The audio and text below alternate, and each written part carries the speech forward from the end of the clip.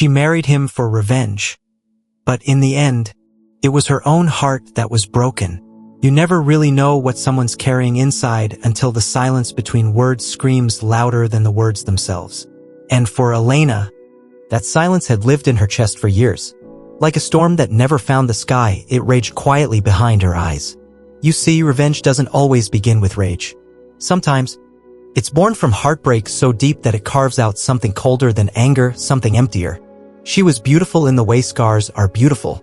Elegant, composed, eyes that didn't flinch when pain walked into the room because pain had made itself a home in her long ago. Elena didn't fall in love with Daniel. She studied him, chose him, like someone choosing a weapon from a shelf. He was kind, strong, the kind of man who smiled with his whole face, the kind of man who believed in sunrises and second chances. And that made him perfect for her plan. Because years ago, Daniel's father ruined hers. A business deal, a betrayal, a family collapse. Her father, once proud and respected, had crumbled under the weight of disgrace. And when the world turned its back, only one name whispered behind closed doors: Whitmore. Daniel Whitmore. He was innocent, of course, but his name carried the bloodline she blamed, and that was enough. So she married him, with a diamond ring that glittered like vengeance, with vows whispered through gritted teeth, with a smile that fooled even the mirror. Every touch was a transaction, every kiss a calculation. But something strange happens when you play pretend long enough. The lines begin to blur. Your mask molds to your skin, and sometimes the role you play becomes the person you are. Daniel, for all his kindness, was not naive. He noticed the cracks, the moments when her eyes didn't match her smile, the nights she turned away, staring at the ceiling like it held the answers to her silence. But he loved her anyway, deeply, patiently, with a kind of faith that's hard to fake. He believed she was healing from something, not plotting towards something. He brought her coffee in the mornings the way she liked it, held her hand in public even when she didn't reach first. He'd leave her notes, just a few words, always honest. You're stronger than your fears. Your smile saved my day. I'm here always. And slowly, the ice in her began to melt, not with fire, but with gentleness. Not with heat, but with time. She started waking up before him just to watch him sleep. Started saving his notes in a little wooden box she swore she'd throw away. Started smiling without planning it. And that terrified her. Because revenge doesn't survive in warmth.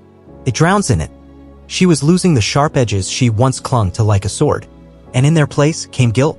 The kind that seeps into your bones. The kind that makes you flinch when someone loves you too well. But the past is claws. And the past does not like being buried. One day it came for her. A letter. From the man who orchestrated her father's downfall. Daniel's father. He wanted to meet. Old age had softened his tone but not his arrogance. He spoke of legacy, of reconnection, of family, and suddenly it all came rushing back. The fire, the betrayal, the little girl watching her father cry behind closed doors, pretending not to hear. The rage rose again, wild and familiar. And with it, her original plan resurfaced like a ghost she tried to bury. She agreed to meet. She wore the necklace Daniel gave her. Not out of love, but to remind herself of the price. His father didn't recognize her. Just another poised woman with an agenda. But she remembered every line of his face, every smug twitch of his lip. He spoke of empire, of passing the torch. Spoke as if the ruins he left behind weren't still smoldering. And that's when she told him who she was, who her father was. His expression didn't change, just his eyes. A flicker of something. Was it regret or recognition? Your father was weak, he said. That's why he lost. And in that moment, the plan should have been complete.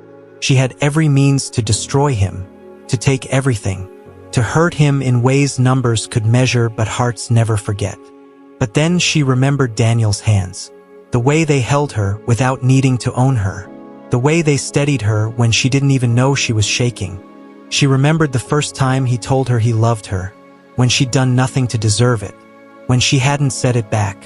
She walked away that day, not victorious, not defeated, just shaken.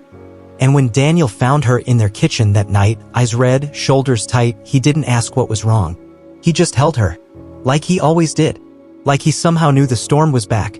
And then she did something she hadn't done since she was a child. She cried. Not the polite kind of crying. Not the single tear down the cheek.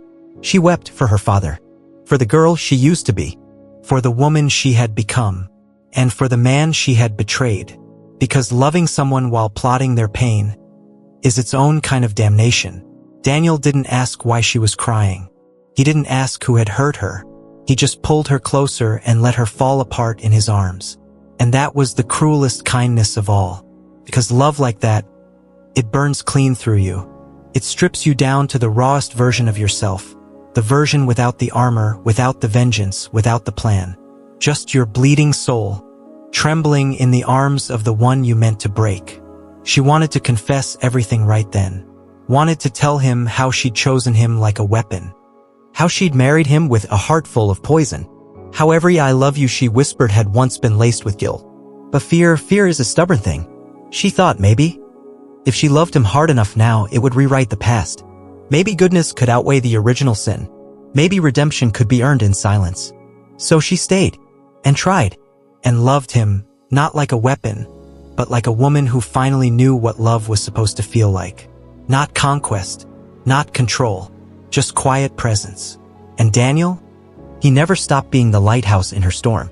But real love is not blind. It sees the shadows behind the smiles, the hesitation in the touch, the pain behind the softness. And Daniel, he began to feel it. There was a distance in her eyes, a weight in her voice, the kind that no hug could fully melt. He didn't want to believe she was hiding something, but love also comes with intuition. And his heart began to ache for reasons he couldn't name. Then, one evening, it all came undone. She had left her journal on the nightstand. Pages filled with memories she never intended to be read. Confessions, doubts, rage, the truth about her father, her plan, her guilt, her love. She hadn't meant for him to see it. But when he picked it up looking for a pen, the words leapt out like flames. And just like that, the illusion shattered. He didn't confront her that night. Didn't yell. Didn't accuse. He just stood in the doorway of their bedroom, watching her sleep. And he wept. Because the woman he had loved with all his soul had once plotted to ruin him. And yet, he still loved her. Even now. Especially now. In the morning, she woke up to silence. No note. No breakfast. No coffee. Just emptiness. Daniel was gone. Not out of spite, but out of heartbreak. He left a letter. Folded, neat. No anger. Just sorrow. I would have given you everything. I did. Even now. I wish I could unknow the truth. Not because it changes how I feel about you, but because I finally see how much pain you've been carrying, and that I couldn't save you from it. I hope you find peace. Real peace. The kind that doesn't come at someone else's cost. I love you, but I need to love myself enough to walk away. Elena read it 100 times. Every word carved a deeper wound, because she had thought the worst pain was losing her father. Then, she thought it was betraying her husband. But no, the worst pain was realizing she had been loved so completely and still couldn't love herself enough to accept it honestly. She stood in that empty kitchen, the light streaming in through the window like judgment.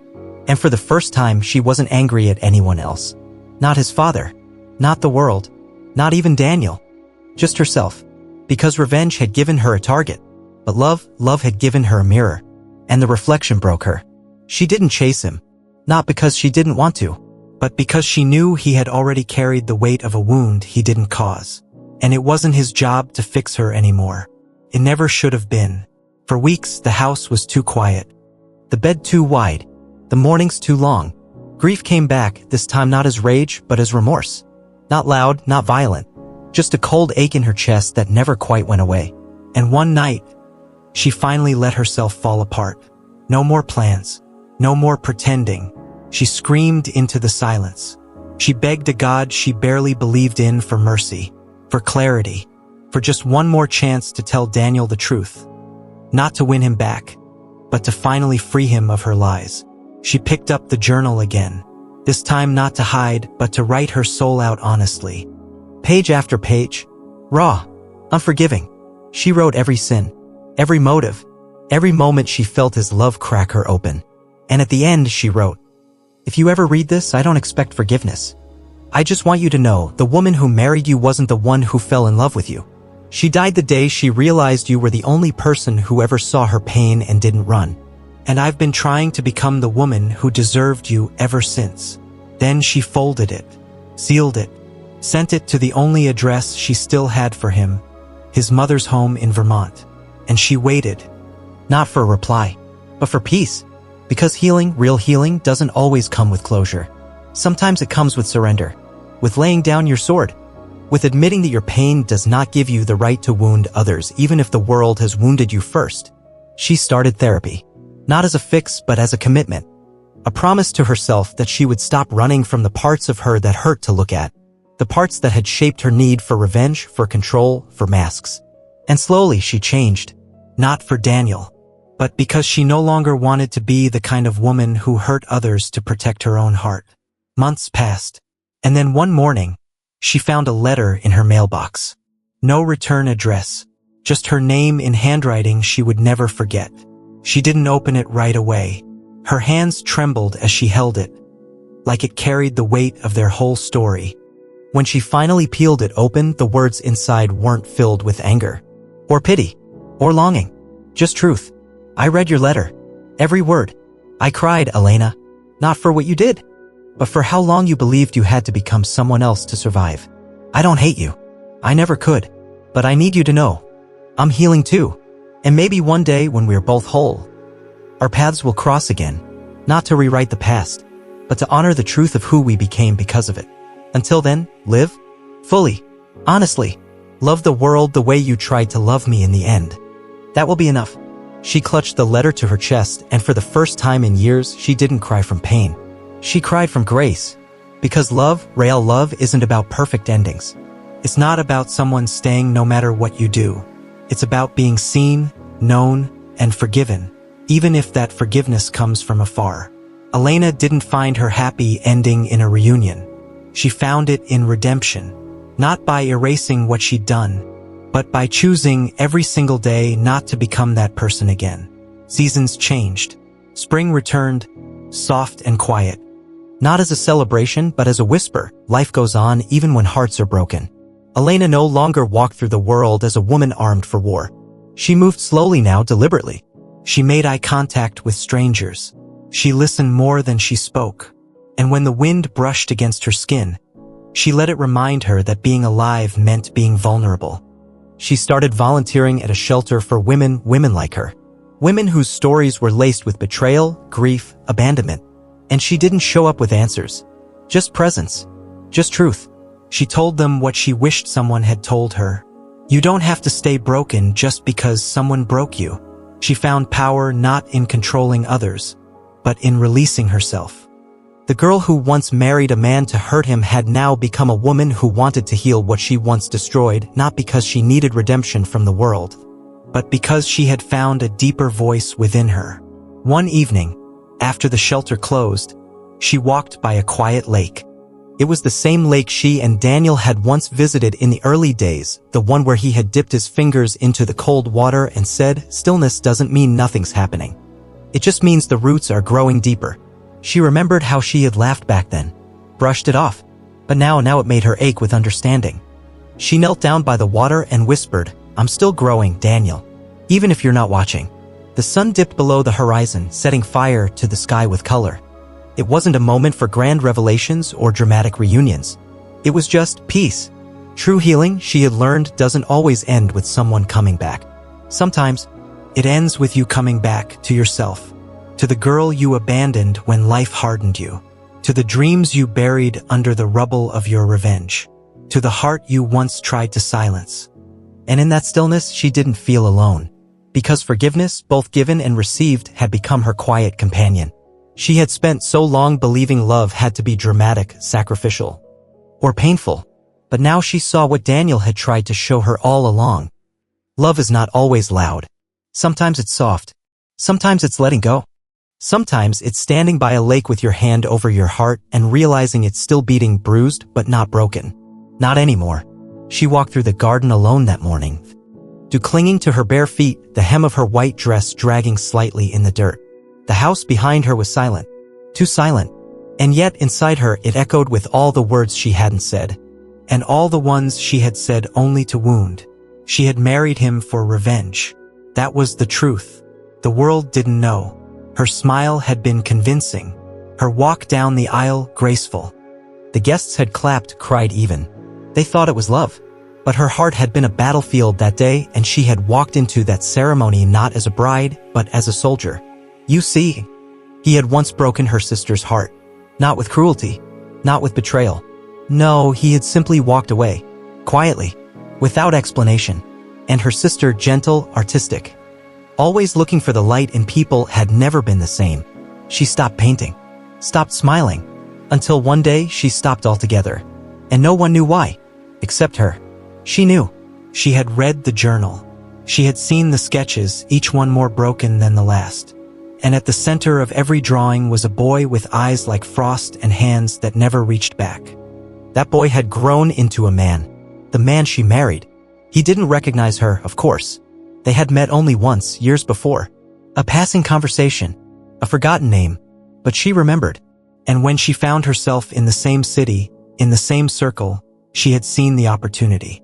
Started small. A smile at a bookstore. A casual laugh at a party.